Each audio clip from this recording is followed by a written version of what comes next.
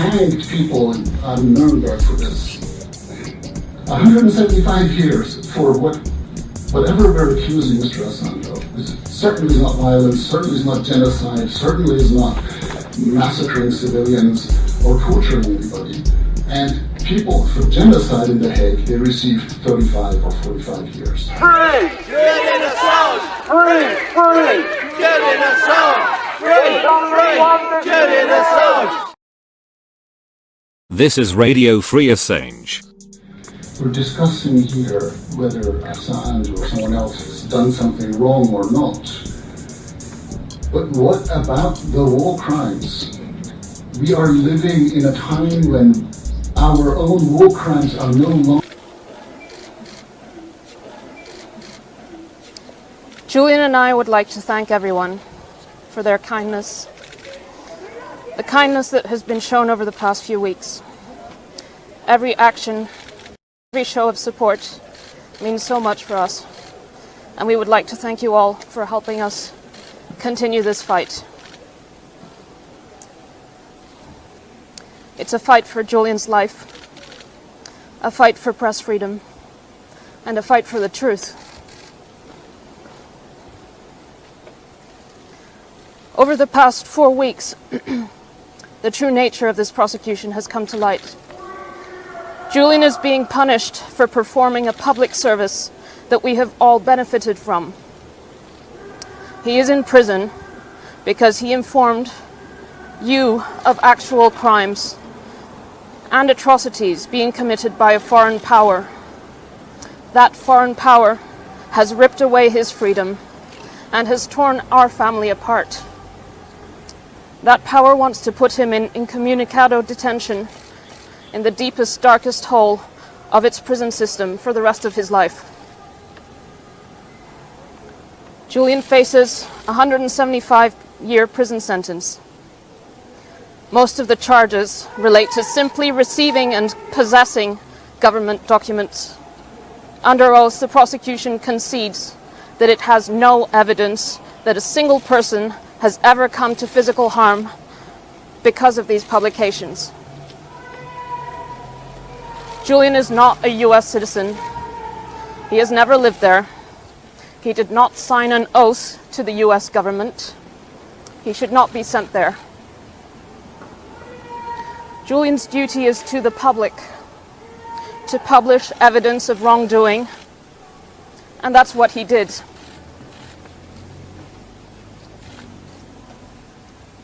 The US administration's prosecution is trying to make normal journalistic activities, which are entirely legal in this jurisdiction, an extraditable offense. If he's sent to the United States, Julian will not be able to argue the public interest of his publications because there is no public interest defense. And because he is not a US citizen, the US says that he does not have free speech protections. The US administration will not stop with him. The US says that it can put any journalists anywhere in the world on trial in the US if it doesn't like what they are publishing. The US administration is exploiting the lopsidedness of the US-UK extradition treaty to deny justice to the family of Harry Dunn and to force cruelty and injustice on ours. This case is already chilling press freedom. It is a frontal assault on journalism, on the public's right to know, and our ability to hold governments, domestic and foreign, to account. Terrible crimes were committed in Iraq and Afghanistan, and terrible crimes were committed at Guantanamo Bay. The perpetrators of those crimes, they're not in prison, but Julian is. Julian is a publisher. Julian is also a son. He's a friend.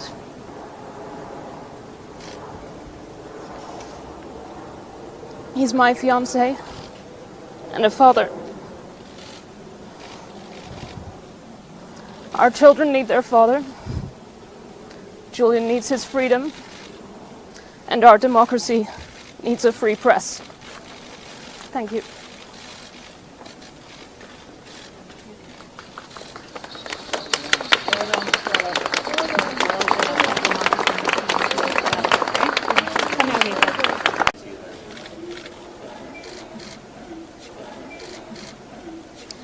Julian and I would like to thank everyone for their kindness, the kindness that has been shown over the past few weeks.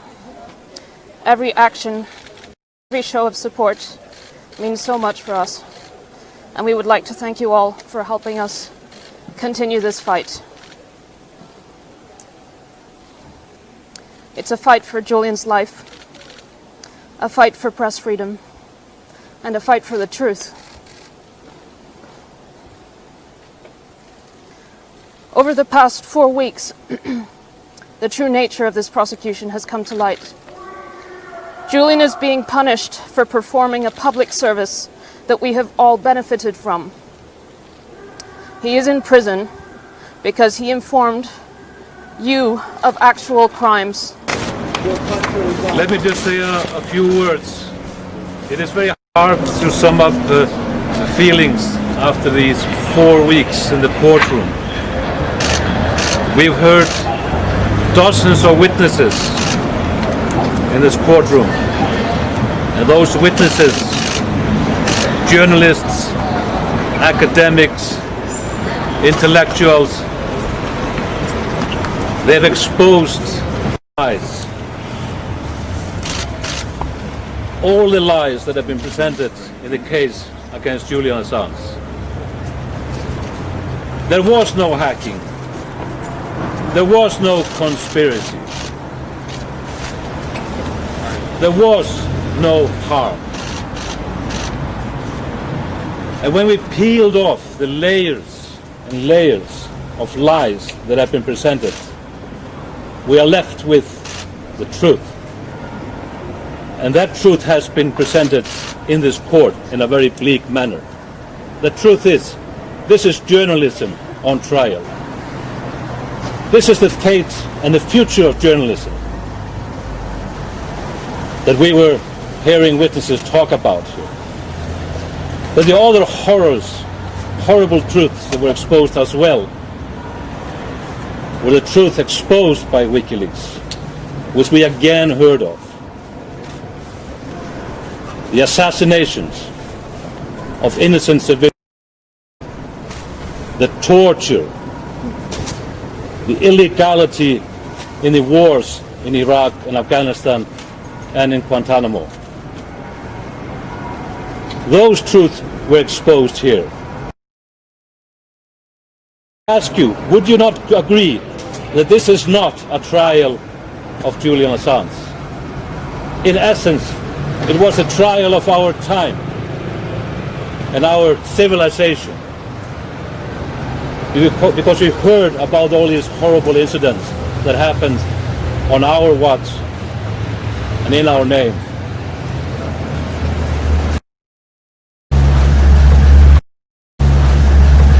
We cannot change the past, but we need the truth about the past. But we can change the fate of Julian Assange. And after all these 4 weeks, we should be in no doubt that there's only one thing that has to happen as an outcome of these proceedings. If Julian Assange is extradited, it will mean darkness for us all. It cannot happen. We must take a stand.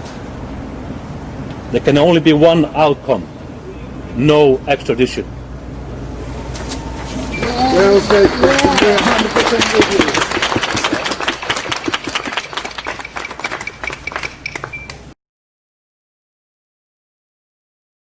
Approaching the 11th year of Julian's arbitrary detention. 1.5 years under house arrest. 7.5 years locked in a room in the Ecuadorian embassy. And moving to 1.5 years in Belmarsh maximum security prison is a crime.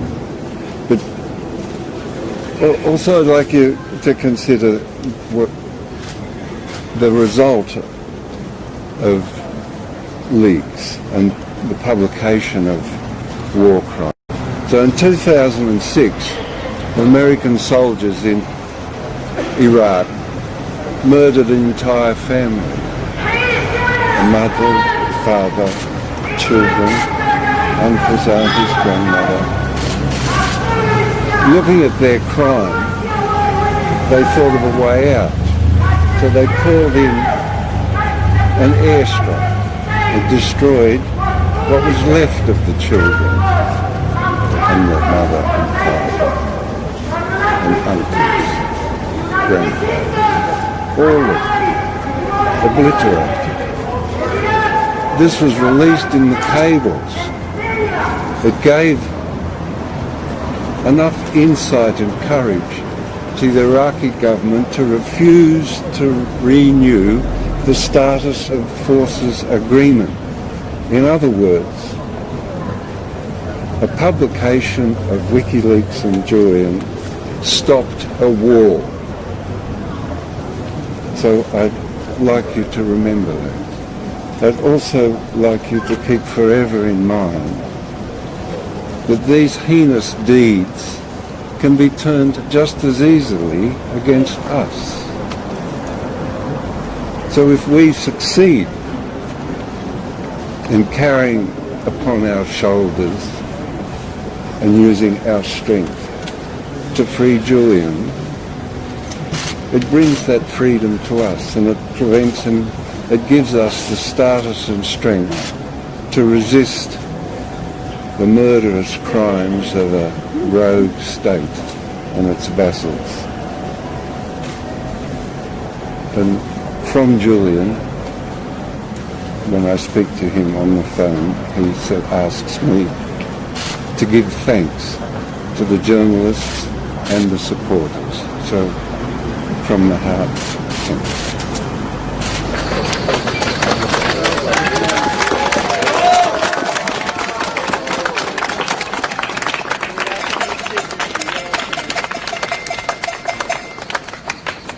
Reporters Without Borders has attempted to carry out our job as professional NGO observers at these proceedings the past 4 weeks. We have been unable to do so because this judge has decided not to accept, not to accommodate the role of NGO observers as any different to the public. We have gained access to these proceedings only by fighting our way into court each day with the support of an entire network of activists. This is not how we are accustomed to doing our jobs in any country, and I personally have not experienced this in monitoring any case anywhere. What we have witnessed is concerning. We have documented concerns with regard to Mr. Assange's right to a fair trial. We have serious concerns about open justice, and we retain our concerns about the substance of the case, which we do believe to be politically motivated, as was evidenced quite aptly over the past 4 weeks. We maintain that Mr. Assange has been targeted for his contributions to public interest reporting, and that this case will have historical implications for journalism, for press freedom. That is what is at stake. So it's not just a violation of Mr. Assange's rights, although that is of utmost concern as well. It is a violation of the public's right to information. The public had a right to know what was happening in these proceedings, and very few have been able to gain access. The public also had a right to the information that was published as a result of the leaked information. So that is what I want to leave here to really hammer home for those who are still skeptical about aspects of this case, who may have decided that they believe one thing or the other about Mr. Assange, is that it is the implications for the public, to the public's right to information, for the future of public interest reporting in this country, in the United States, and internationally. So at Reporters Without Borders, we call again for the charges against Mr. Assange to be dropped, for him to be released, and certainly not extradited to the United States. We believe that he should be released unconditionally, but we have also heard ample evidence of humanitarian basis for his release as well. We have said that this could be a matter of life or death, and that cannot be overlooked either in these proceedings. So we will stick with it. We will continue to press the court to reconsider its policy for future hearings, because this is, quite frankly, unacceptable. and we will continue to do our job to the best of our ability.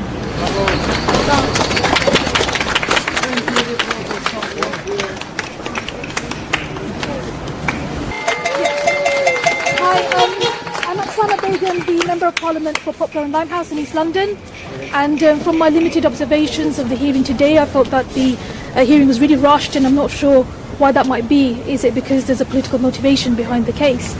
Last week, in government, we saw the second reading of the Overseas Operations Bill get passed, and that is, a signal and a sign that we are seeing torture abroad, and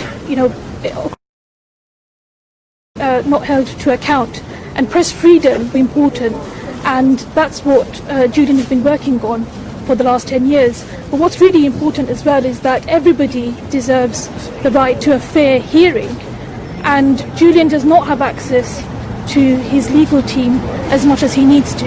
He is in solitary confinement, will be and maybe have access to his legal team perhaps for an hour every fortnight, and that's not acceptable, and he needs access to his legal support, and we need to know about war crimes abroad so that we can actually reflect on ourselves as a country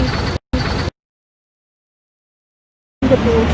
That's what we've learnt in the last 10 years. We've learnt about our activities abroad, we've learnt about what shouldn't be happening abroad, we've learnt about torture that should never have happened, and in order to really change that, we need to ensure that there is free press reporting, and that's why this case is so important.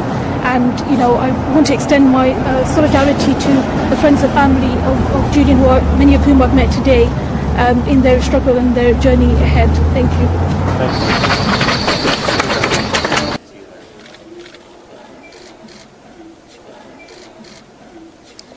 Julian and I would like to thank everyone for their kindness, the kindness that has been shown over the past few weeks. Every action, every show of support means so much for us, and we would like to thank you all for helping us continue this fight. It's a fight for Julian's life, a fight for press freedom, and a fight for the truth. Over the past 4 weeks, the true nature of this prosecution has come to light. Julian is being punished for performing a public service that we have all benefited from. He is in prison because he informed you of actual crimes and atrocities being committed by a foreign power. That foreign power has ripped away his freedom and has torn our family apart. That power wants to put him in incommunicado detention in the deepest, darkest hole of its prison system for the rest of his life. Julian faces a 175-year prison sentence. Most of the charges relate to simply receiving and possessing government documents. Under oath, the prosecution concedes that it has no evidence that a single person has ever come to physical harm because of these publications. Julian is not a US citizen. He has never lived there. He did not sign an oath to the US government. He should not be sent there. Julian's duty is to the public, to publish evidence of wrongdoing, and that's what he did.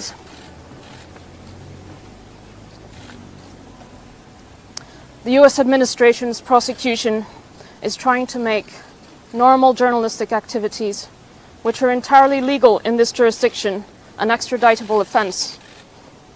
If he's sent to the United States, Julian will not be able to argue the public interest of his publications because there is no public interest defense. And because he is not a US citizen, the US says that he does not have free speech protections. The US administration will not stop with him. The US says that it can put any journalists anywhere in the world on trial in the US if it doesn't like what they are publishing. The US administration is exploiting the lopsidedness of the US-UK extradition treaty to deny justice to the family of Harry Dunn and to force cruelty and injustice on ours. This case is already chilling press freedom. It is a frontal assault on journalism, on the public's right to know, and our ability to hold governments, domestic and foreign, to account. Terrible crimes were committed in Iraq and Afghanistan, and terrible crimes were committed at Guantanamo Bay. The perpetrators of those crimes, they're not in prison, but Julian is. Julian is a publisher. Julian is also a son. He's a friend.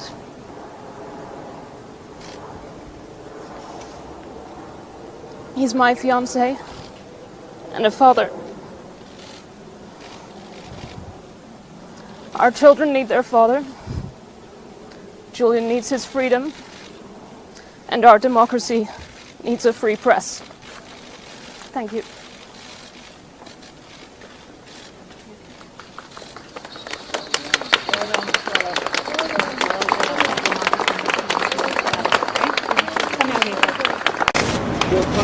Let me just say a few words. It is very hard to sum up the feelings after these 4 weeks in the courtroom.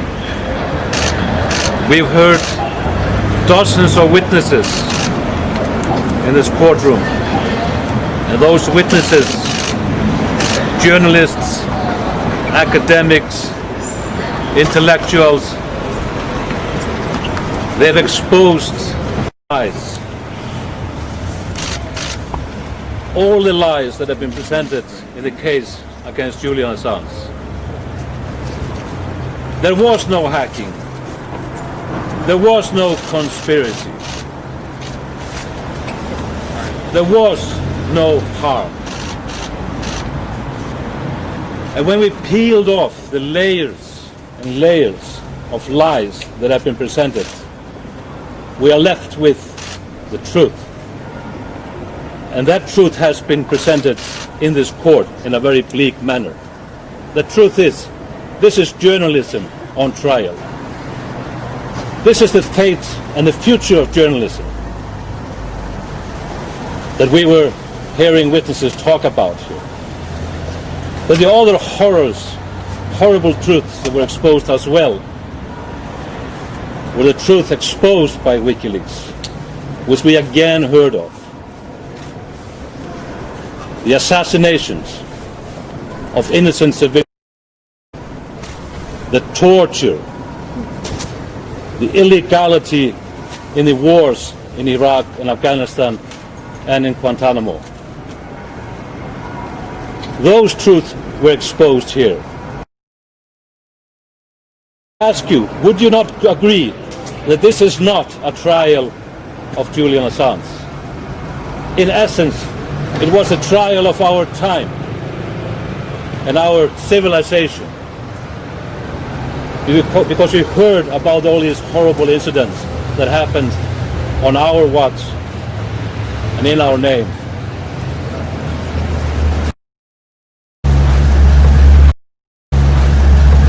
We cannot change the past, but we need the truth about the past. But we can change the fate of Julian Assange. And after all these 4 weeks, we should be in no doubt that there's only one thing that has to happen as an outcome of these proceedings. If Julian Assange is extradited, it will mean darkness for us all. It cannot happen. We must take a stand. There can only be one outcome: no extradition. Well said. We're 100% with you.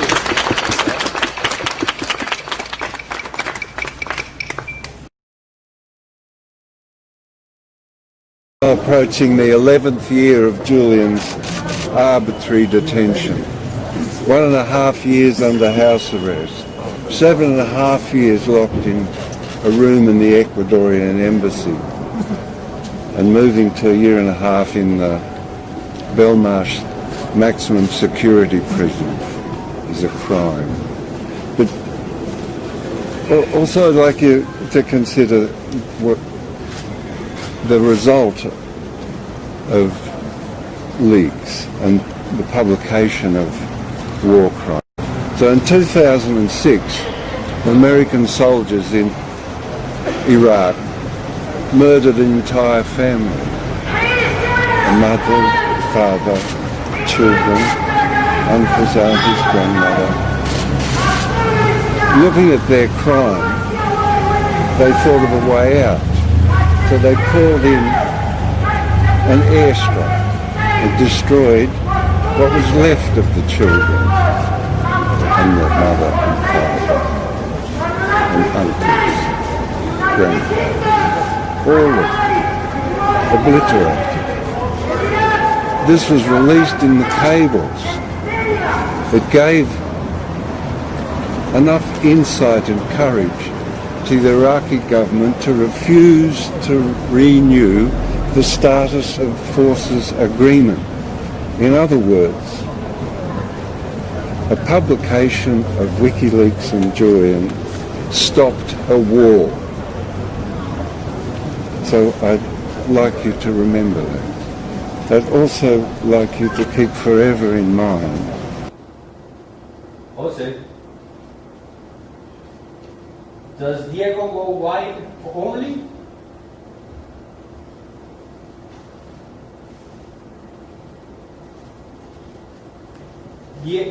Diego is only white or not? Diego is the sound camera. This one. Yeah. Okay, and I point at everyone that's not speaking. Yeah. Okay. Can you talk a little bit, gorgeous? Hi, Juanito. Do we need to use the mic? Yeah. We're going to hand these back and forth. How close does one hold them? You don't need to hold it very close. Can be held here. Over here. Look at that, the star of the shirt coming at the end, right at the center. There's no other rooms free, so I'll have to go sit in an office somewhere. And then just put these two in an exit Room, yeah. with earphones. I guess so. Do you have earphones, John? Earphones? Yeah. Do you have earphones? No, it's just for the feedback. Oh.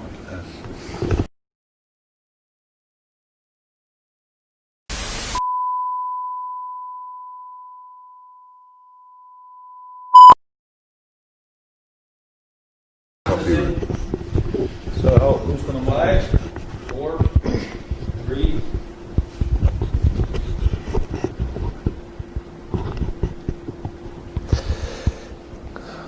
Good morning. We're going to sit down here and discuss the outcome of the last 4 weeks in Old Bailey in the Assange case. It has been quite an interesting procedure in many ways. Let me start with you, Jen. Can you give me sort of your idea of the highlights? Well, for me, I think really this was about setting the historical record straight, because for so many years I think a lot of myths have circulated and been put about, in fact, by the US government about WikiLeaks and about allegations of harm relating to the publications. And so for me it was important to see the evidence that came through where there is no evidence that anyone was harmed.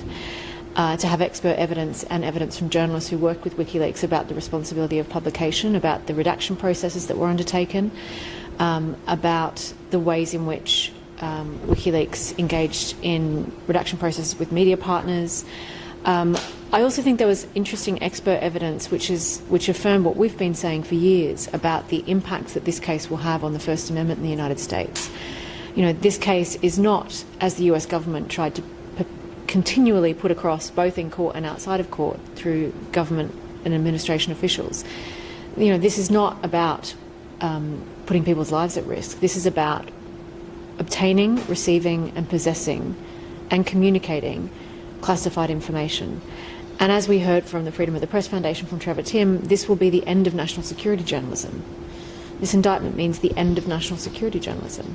I also thought Daniel Ellsberg's testimony was really powerful. As a lauded whistleblower with the Pentagon Papers on the Vietnam War, I thought he spoke so powerfully about the importance of unauthorised disclosures in informing the public, but also the wrongdoing in this case, the abusive process in this case, the spying on us as lawyers, the spying on Julian and his medical meetings.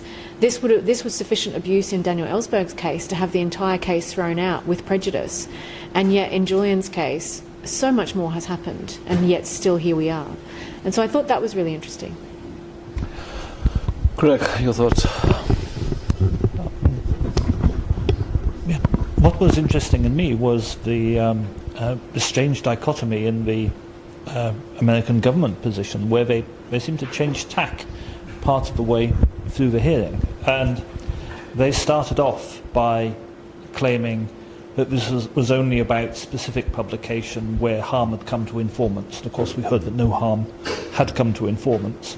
But then a change came really when Claire Dobbin for the US government was cross-examining Corey Schenkman, when suddenly they started arguing absolutely plainly and directly that there is no First Amendment protection for publication of classified information. And they actually stated, in the exact words, they said that any journalist who publishes classified information can be liable for prosecution under the Espionage Act. And that was extraordinary, because it stripped the veil off of this kind of cover that they'd been building in argument, and suddenly it was there for everyone to see. And it's quite extraordinary to me that more of the media didn't pick up on that moment and didn't pick up on the argument they were making, because they then went on to repeat that, and that became the foundation of their case really for the rest of the trial. And they argued explicitly that the Pentagon Papers judgment did not preclude, and that the New York Times could have been prosecuted under the Espionage Act. So this was a very blatant attempt to undermine the entire First Amendment. And it was fascinating to see the nakedness, if you like, of that argument and the way they were using it. That for me was the most striking. I mean, it's one of a huge number of points, but for me that was the most.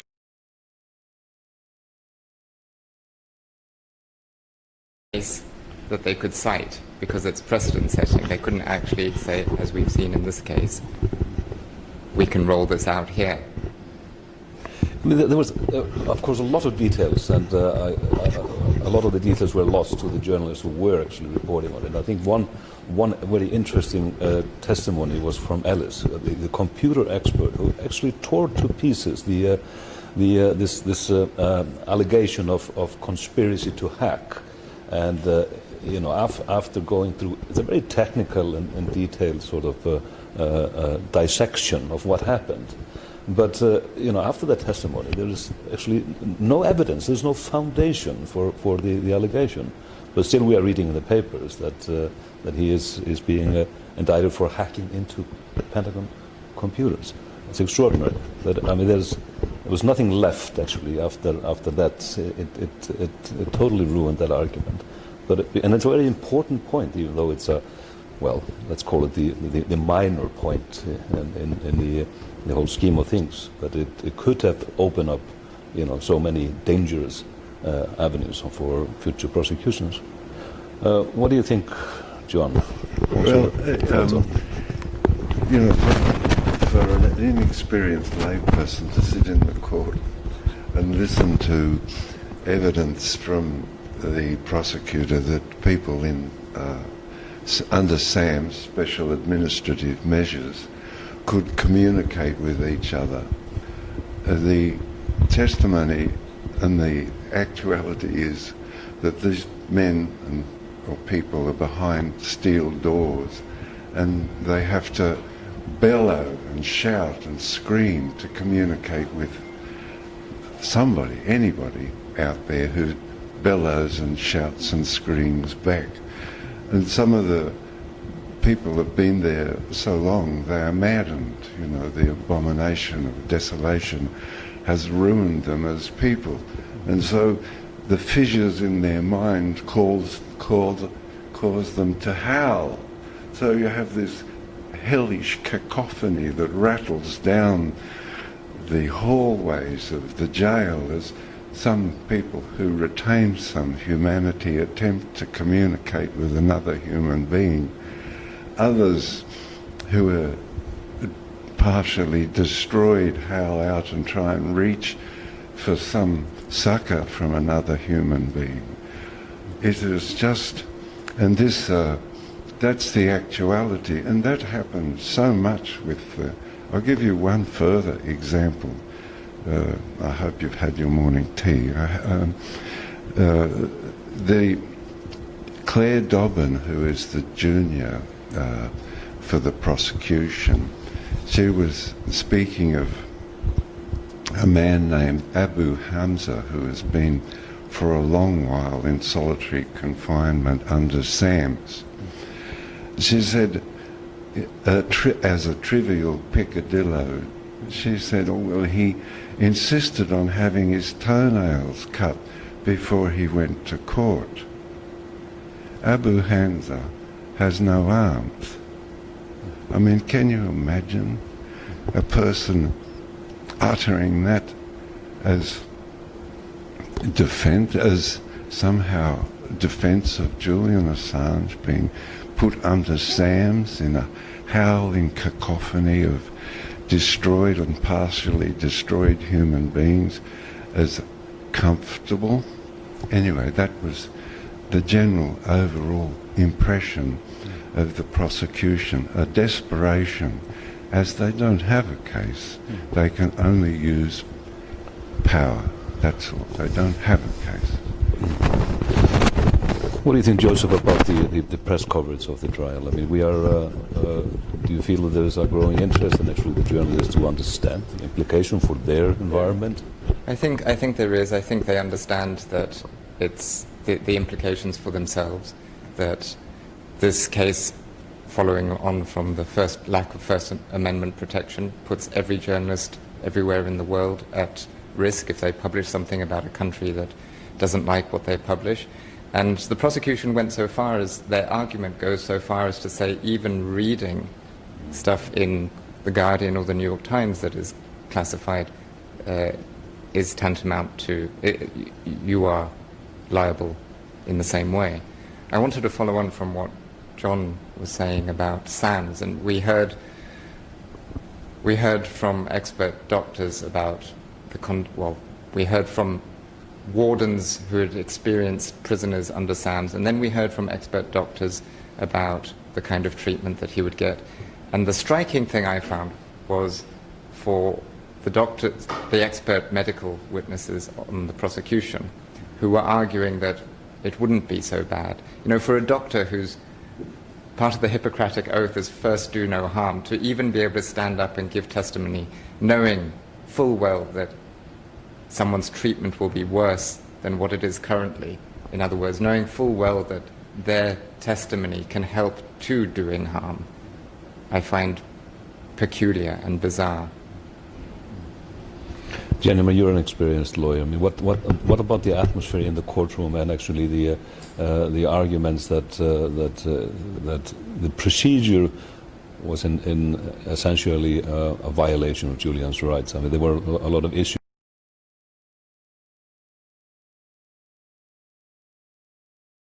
against Julian and his interests quite often in the proceeding and on the last day. To sum it up, I mean, was it unfair in essence? Well, I think there were a number of issues that raise real procedural concerns about this case, and the first and foremost is, of course, this second superseding indictment.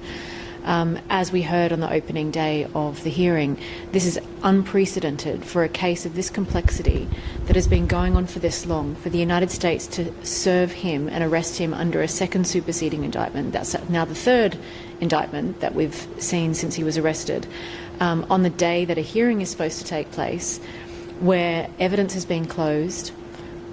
It's the US trying to shift the goalposts, as we say in Australia. So shifting and changing their case in a way which makes it incredibly difficult for him to be able to defend himself. And we saw that play out because, in fact, not only are there new allegations, when the second superseding indictment came in, the United States' first position was, well, this doesn't make any difference to the case. Then they claimed, well, actually, this could form the basis of new allegations of criminality for which he could be prosecuted once returned to the United States. We were refused to adjourn on the basis that the position had changed and we needed more time to prepare evidence. And then on the last day of the hearing, a witness statement was submitted from Gareth Peirce, Julian's solicitor, setting out the issues with the new allegations in the second superseding indictment and why we have not had the time or the ability to properly be able to respond to them. And the judge refused to admit that evidence. Now, that raises real concerns. And I think the second issue for me, which I think all of you saw play out in court and was a real impediment to our ability to communicate, is the fact that Julian was required to sit in that glass box. So it was impossible for us to take confidential instructions from him. And we saw this argued in February 1st, where we made an application as a defence team to have him released from the box so that he could sit next to counsel to be able to give confidential instructions quietly by notes as the evidence and arguments rolling out. And the prosecution didn't oppose it, but the judge refused. Now, you saw during the hearing, because he was sat behind the legal teams, it took often people having to wave and catch the lawyer's attention before anyone would turn around to be able to talk to him. And even for me, I'm not tall enough to be able to actually speak to him in the box because it's so high. And he has to whisper to us in ways that the prosecution sitting next to us could absolutely hear what he was saying. And so from that point of view, I think a lot of Americans find this just shocking, because even if you have committed a violent crime in the United States and you're in custody, you are released to sit with your defence counsel in court precisely because you need to be able to give instructions. Julian is a non-violent prisoner. He should have been allowed to sit with us. Yeah, it's shocking. Craig, you've been in the gallery, you've been writing every day, often not very kind words about the judge and the opposition or the prosecution. Your thoughts on the procedure? I mean, it's been very difficult to sit there and believe you are part of a generally neutral procedure. And it's not only a whole succession of rulings, all of which went against the defence, of which obviously the most important was the refusal to adjourn to allow time to prepare to fight the second superseding indictment. But there were just a host of them. I think there were 4 rulings just yesterday, all of which went against the defence. But it's also body language. It's I'm quite sure from the transcript you can add up the number of times that prosecution counsel were ever interrupted during cross-examination compared to the number of times that the defence counsel were interrupted during cross-examination.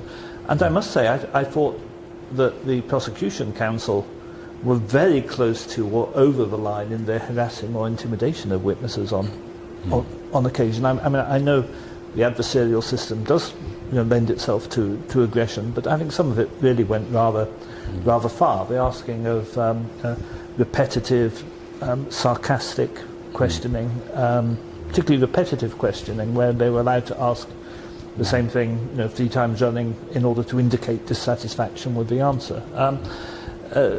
No, I think the conduct of the trial was difficult to sit through.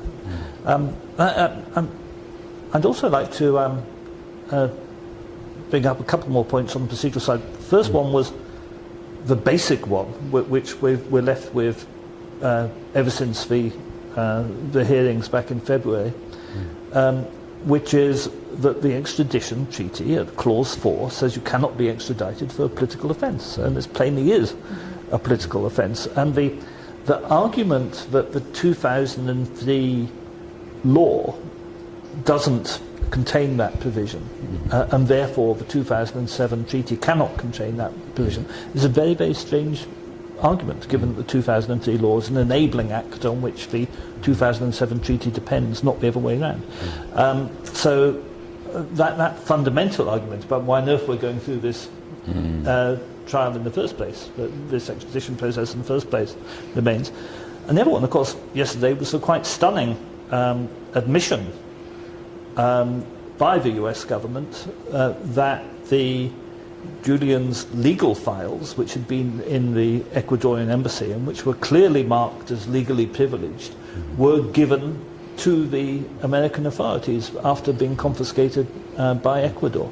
And that in itself, in the case of the Ellsberg precedent, that in itself should lead the case to collapse. And it astonishes me that the judge seems to take all that extraordinarily lightly. And I just found that amazing, that in the face of these extreme procedural irregularities, like the fact the prosecuting government is spying on and stealing the legal files of the person being prosecuted, that the case isn't actually simply halted and dismissed, because that's what should happen. Yeah, it was extraordinary to hear the witness statements from the Spanish anonymous two witnesses from Spain who worked for the security company in the embassy. And I mean, we were working with Julian in the embassy. Of course, all the time we knew and we suspected that there was surveillance, and therefore we had to be careful. But actually, I was surprised that the details and how far they were willing to go. I mean, there was discussion about kidnapping and poisoning and leaving the door open specifically so that somebody could come into the embassy, leaving it unlocked. Going so far as to put stickers on the windows so that the US could use directional laser microphones in order to listen in to every room in the embassy. And even the diplomats didn't even know about that. It's not only spying on an individual who's being prosecuted, but also an entire diplomatic corps. It's extraordinary. I mean, did it surprise you, Jen, the extent they were willing to go, and actually these technical detail to put a sticker on the window, and especially in Julian's private quarters, to magnify the vibrations, so you have the laser guided microphones could pick up the vibrations. I mean, it's just extraordinary. Did it surprise me? Well, I mean, as you said, we were very alert to the fact that when we were in the embassy with Julian having legal meetings, that we were likely to be listened to, and we tried to take measures to protect the most sensitive information because of our concerns about that. But as we've seen reported, people are, the reports in the past few days, people saying it reads like a spy novel, and it does, but it's real, and it has very real consequences for his ability to have a fair trial. This is someone who was being spied upon for including our legal meetings. They seized our legal advices to him. They seized legal papers, much of which was relevant to potential US indictment and extradition, potential witnesses, potential defences vis-a-vis not just Julian but WikiLeaks staff. All of this was ultimately seized and given to the United States. Now, I don't understand how anyone can have a fair trial in circumstances where his legal meetings he has not benefited from legal privilege. I've been spied on myself. My colleague Baltasar Garzón, his office was broken into. He was physically trailed. These are all incidents which ought to result in the case being thrown out. As Daniel Ellsberg said, there was less abuse in his case and his case was shut down. But that this case continues. And it's not just the spying. The shifting nature of the indictment, the political interference from the Trump administration, the clear political motivation in bringing this case. I mean, we heard the fact that, the judge was even asking questions about whether the US election would require us to submit further evidence, and that in and of itself demonstrates how political this case is. So it is extraordinary. John, I mean, what did it feel like listening to the witness of the prosecution who basically was trying to undermine the testimony of those doctors who talked about the depression that Julian suffers from, and basically, under oath saying that he was making it up after 2 meetings. It was extraordinary, very biased in the way it was presented as well. I didn't much like listening to that, although I knew it all beforehand.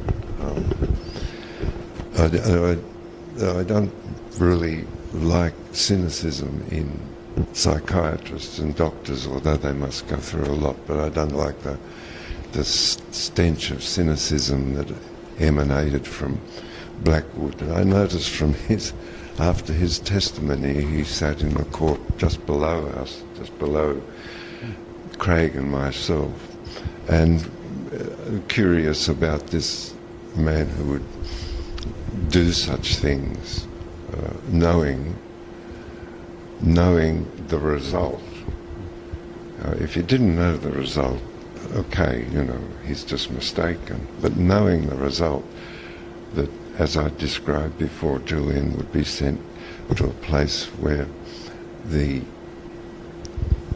aim is to send you mad. Knowing that result, watching his body language as he squirmed and rubbed his forehead and wrapped his fingers together and squirmed some more, and then relaxed a little bit as the caravan moved on, not exposing any more of his glib lies. That was. I spoke to Julian that night, and he said, "Oh, I don't much like listening to that." Well, I can understand, that. I can understand that profoundly.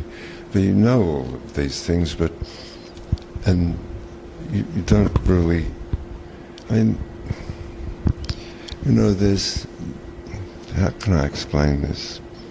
There's certain things in the psyche that are sacred, and they don't much like sunlight. They like soft, dappled light, and they grow, and they're really the essence of us. That's our unique individuality, and it's very, very special, and it's only in really private circumstance can you reveal them.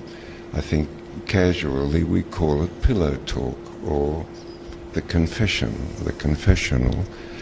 And I think it was Goethe who said that the confessional or oral confession should never have been taken from people. He used the word man, but nowadays we use the word people. So that was, to get back to the point, no, it was not comfortable. And I have profound sympathy for Julian to have to see those rolled out in a court full of people, these little treasures and indications of depth and width and breadth of character. Yeah, thank you. Yes, I mean, where do we go from here, Jen? I mean, the judge will hand down her decision on January 4th. And then what?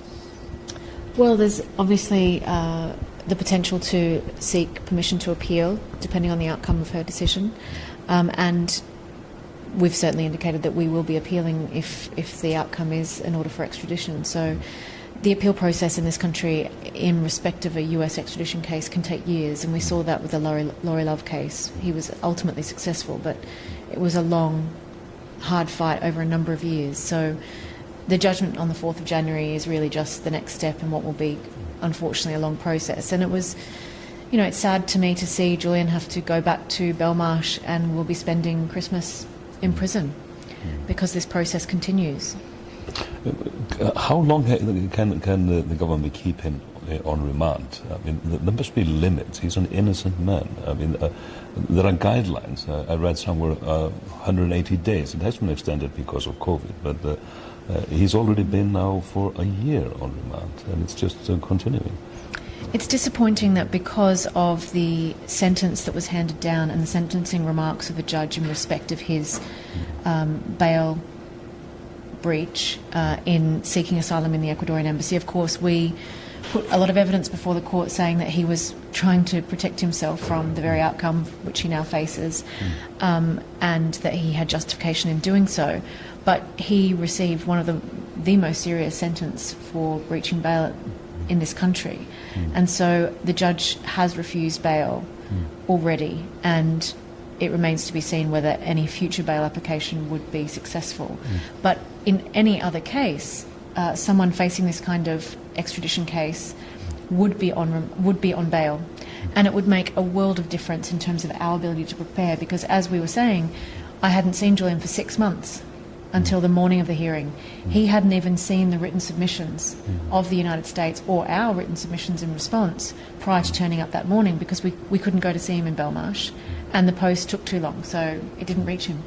And that's the difficulty we're having, capturing the odd moment with him here and there when, you know, I think you all saw the breaks in the hearing where our defence team is rushing down to the cells to get 5 minutes with him to try to take his instructions when he hasn't even seen the papers. It's impossible. It's really impossible. Craig, we heard yesterday the talk about historical examples. We've been rolling back to the Nixon era, and yesterday in a witness testimony there was reference to the Dreyfus affair 100+ years ago. Is the Assange case our Dreyfus affair of our time? I think it's certainly a historical case which will be referenced in future, and I think it's the culmination in many ways of an attack on civil liberties, which I don't think it would.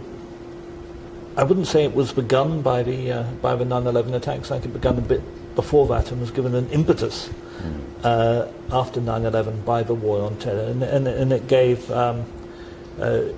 an excuse for clampdowns on civil liberties by government, and of course we saw it extend to state use of torture, to extraordinary rendition, to a whole host of abuses, and we have to see that as a part of this same process. I think we've been living through a rather dark period, and this attack on media freedom is part of that as well. And we, of course, we here are all on the side that's fighting to roll back and improve civil liberties again, and get increased respect for human rights, because the countries that used to be the international champions of human rights have become some of the most high-profile abusers in recent years, and that's been very, very difficult. And it's not a battle we're necessarily winning, but it's a battle we have to continue to fight. And Julian's cause and Julian's release is a kind of totemic part of that. I also wanted to just say, picking up on Craig's point, that I think it was really important that there was so much evidence put before the court about the impact of WikiLeaks disclosures, in particular in seeking human rights accountability, which, you know, Julian is in prison, and yet those who are responsible for the human rights abuses that WikiLeaks revealed are not.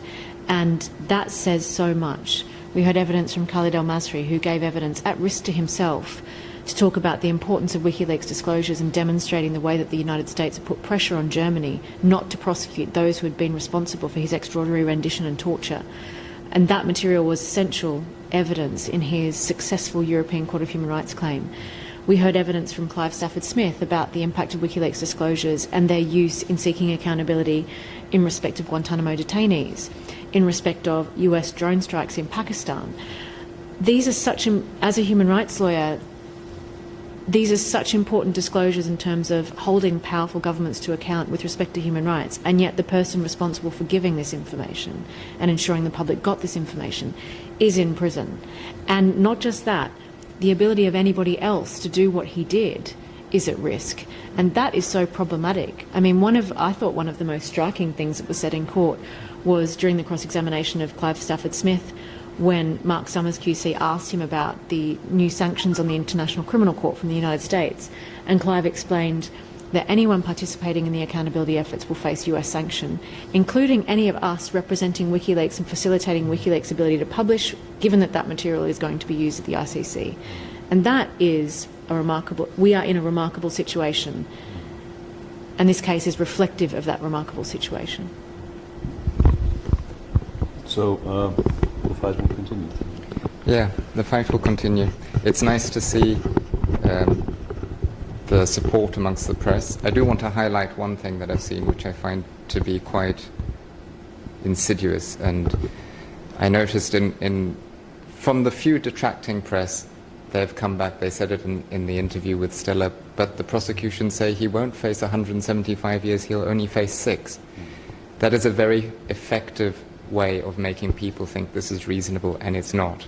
Somebody who has not done anything wrong, who has, through his work and publications, stopped wars, saved countless lives, should not be facing a day anywhere under any punitive form. I totally agree. John, your final thoughts? Yes, it's a bleak landscape that we've laid out for you here, and I would like to just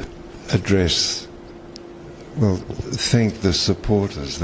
So in this week, in these 4 weeks, there's been about 560 vigils and demonstrations around the world that I have noted.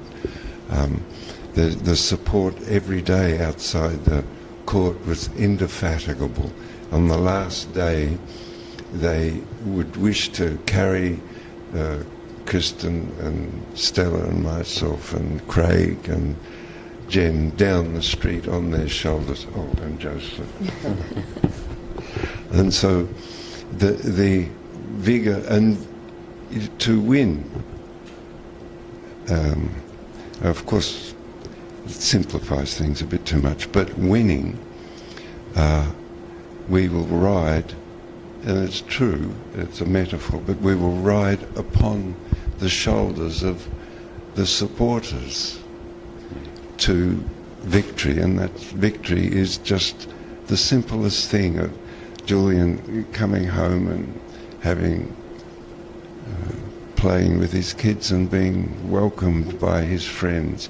Looking in the court, it's an extraordinary thing, but you know, looking from the gallery down to Julian, who's separated in this glass box, all of his friends and lovers surround him. So that's really heartening for me anyway, because he is in the embrace of his friends. So it's while we've described a bleak landscape, the momentum and volume of people who will ensure Julian's freedom is immense. Don't underrate it for a moment. Craig, final thoughts? I'm actually optimistic. I'm not terrifically optimistic about the coming judgment. I'm very optimistic if we have to go to appeal, and I'm also fairly optimistic that we may be able to get Julian out on bail pending an appeal once this thing gets in front of more senior judges. I haven't totally given up hope of the verdict going our way in January either, and I'm also looking forward to seeing what Julian does once he's a free man and able to do great things again. One thing that has been annoying throughout this last few weeks has been the social media suppression of people writing and tweeting and putting Facebook posts about Julian, there's been no doubt at all that the social media gatekeepers, like Facebook and Twitter and even Google to some extent, I think, have been suppressing news about Julian and suppressing support for Julian. And one of the things I'm quite sure he will put his mind to once he comes out is what we do about the internet having been now hampered by corporate gatekeepers to the extent that it's not become the channel of information flow we all thought it was going to do. These are the kind of issues looking forward. You know, I'd like to think about what Julian is going to do next, not just dwell on great things he's achieved in the past. I totally agree with you. I mean, we are at the time when actually we do need him desperately in his work, and that is the reason why he's fighting now for his life. Jen, before we go. Well, look, I think it's been said, this case is so important in terms of what it means for journalism, and not just for Julian, but for all British journalists. Irrespective of the public interest of these disclosures, the sad fact is that despite all of the evidence of WikiLeaks revealing human rights abuse, despite the public interest of these disclosures, there is no public interest defence in the United States under the Espionage Act. And that is a dangerous, dangerous position to put any journalist in. And as we heard, the prosecution is absolutely seeking to set a precedent by which journalists will face prosecution under the Espionage Act. And I just cannot say strongly enough why this is an important case for journalists to be getting behind. Thank you, Jen. And thank you all for joining me here. The fight will continue. Thanks to all the supporters. Keep supporting us and spread the word. Thank you.